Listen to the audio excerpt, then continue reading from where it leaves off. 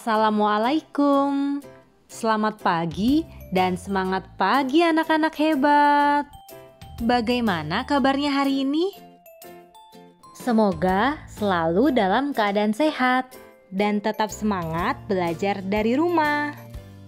Sebelum belajar, jangan lupa untuk berdoa.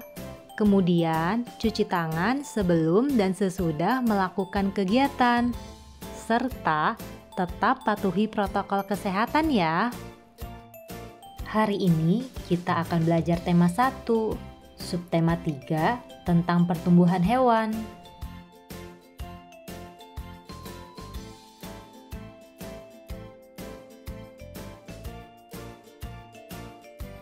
Mari kita simak tayangan video berikut.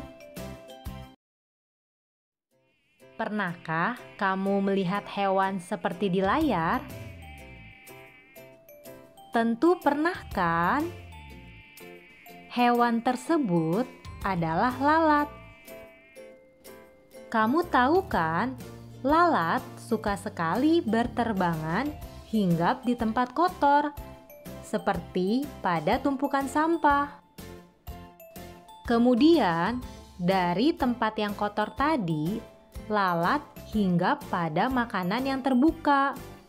Tahukah kamu bagaimana cara perkembangbiakan lalat? Lalat berkembang biak dengan cara bertelur.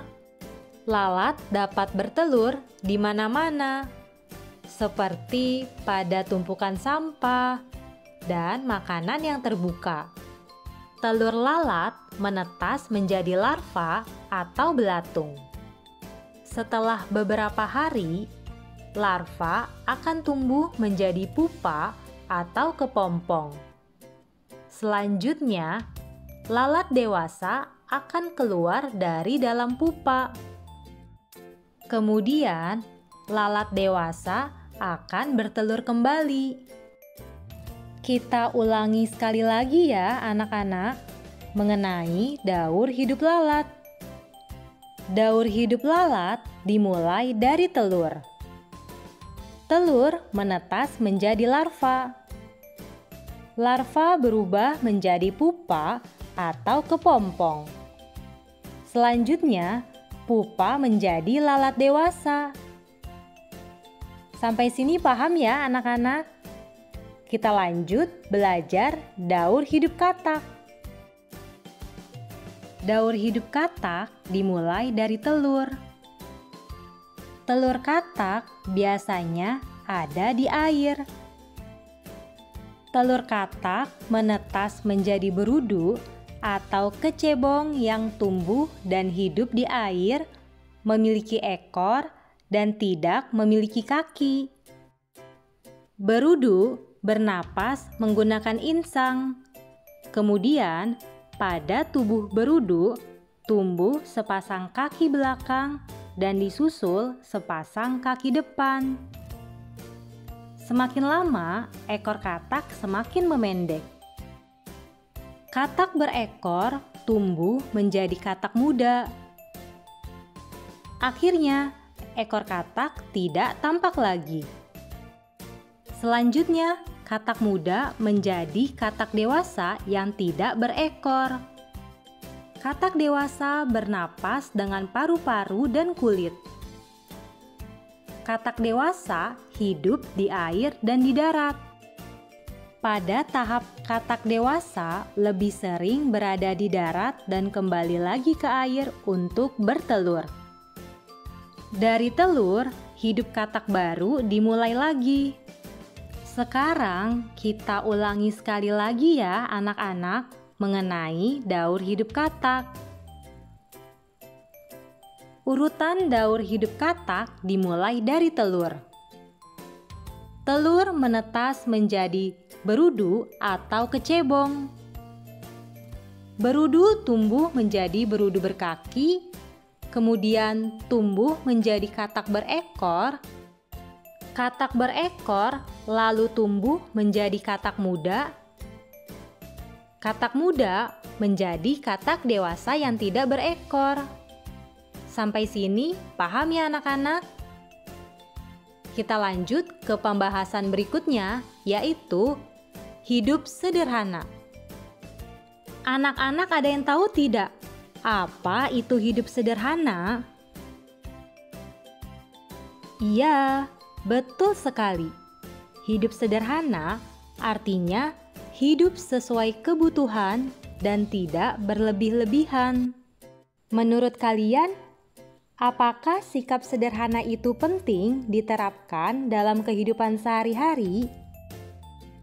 Betul sekali, sangat penting.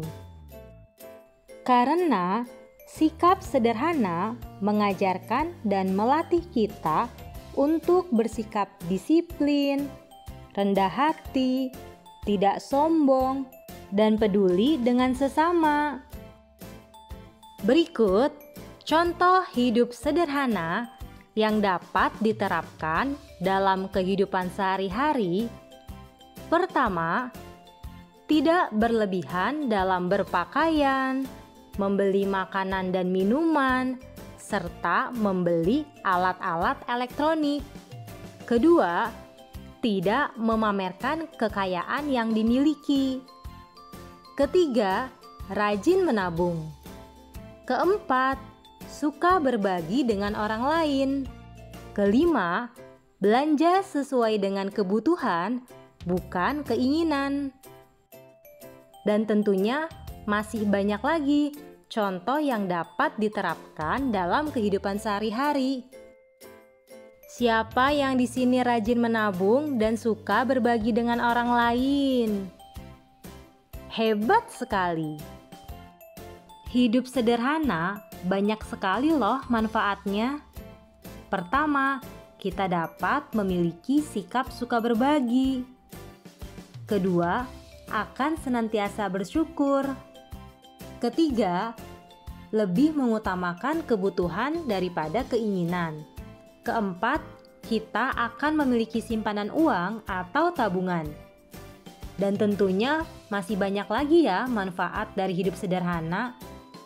Kegiatan selanjutnya, ayo kita selesaikan permasalahan sehari-hari yang berkaitan dengan perkalian.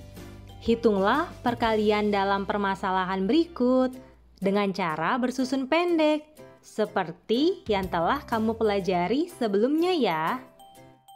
Nah, sekarang coba anak-anak perhatikan jenis ikan yang dijual di sebuah pemeliharaan ikan pada tabel berikut. Di sini ada ikan lele dan gurame. Pertanyaannya adalah, berapa banyak setiap jenis ikan di tempat pemeliharaan ikan tersebut? Kita hitung bersama ya.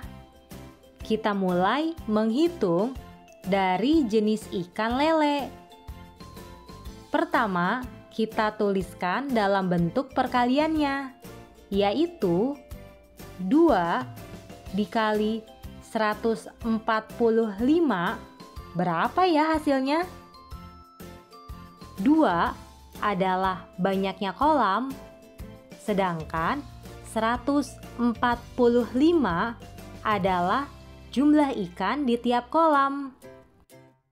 Kita hitung dengan cara bersusun pendek ya. Masih ingat kan anak-anak caranya? Hebat! Kita tuliskan seperti ini ya. Angka 2-nya diletakkan sejajar dengan nilai tempat satuan. Dan kita mulai mengalihkan dari nilai tempat satuan, yaitu 5 dikali 2 sama dengan 10. Kita tuliskan angka 0-nya saja ya. Dan menuliskannya harus urut dari yang paling kanan. Kemudian, angka 1-nya kita simpan di tempat puluhan. Seperti ini ya cara menuliskannya. Selanjutnya, kita kalikan 4 dikali 2 sama dengan 8.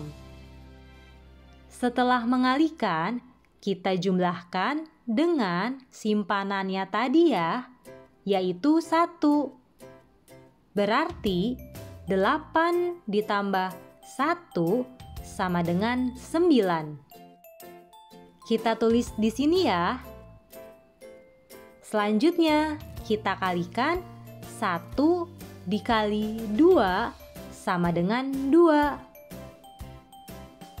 Jadi banyaknya ikan lele adalah 290. Berikutnya kita hitung berapa banyak ikan gurame di tempat pemeliharaan ikan ya.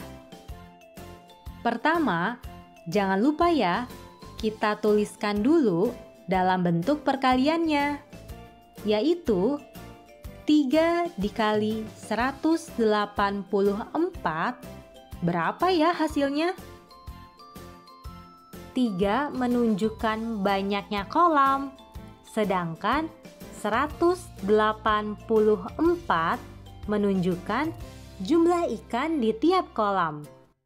Sekarang kita hitung bersama ya dengan cara bersusun pendek. Ingat ya, cara menuliskannya seperti ini. Angka 3-nya diletakkan sejajar dengan nilai tempat satuan. Kemudian kita mulai mengalihkan dari yang paling kanan, yaitu angka pada nilai tempat satuan. 4 dikali 3 sama dengan 12. Kita tuliskan angka 2-nya saja ya. Dan menuliskannya dari yang paling kanan, sejajar dengan angka 4 dan 3. Kemudian, angka 1-nya kita simpan di tempat puluhan. Seperti ini ya cara menuliskannya. Selanjutnya, 8 dikali 3 sama dengan 24. Setelah mengalihkan, kita jumlahkan dengan simpanannya tadi ya, yaitu 1. Berarti 24 ditambah 1 sama dengan 25. Kita tuliskan angka 5-nya saja. Kemudian angka 2-nya kita simpan di tempat ratusan. Seperti ini ya cara menuliskannya. Selanjutnya, 1 dikali 3 sama dengan 3. Setelah mengalihkan, kita jumlahkan dengan simpanannya tadi ya, yaitu 2. Berarti 3 ditambah 2 sama dengan 5. Jadi, banyaknya ikan gurame di tempat pemeliharaan ikan adalah 555. Sekian pembelajaran hari ini. Wassalamualaikum warahmatullahi wabarakatuh.